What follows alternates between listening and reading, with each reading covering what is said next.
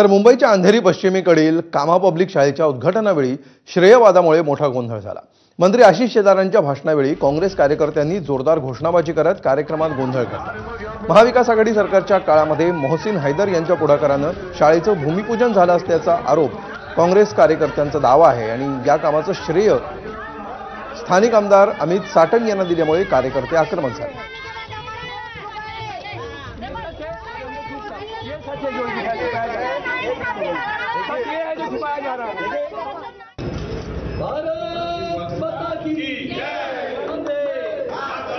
आपण सगळ्यांनी मिळून गेलं पाहिजे आणि मग या पद्धतीचा विचार आपण केला पाहिजे।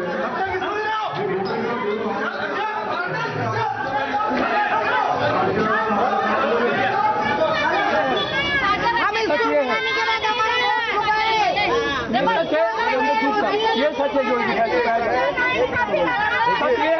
जा रहा है।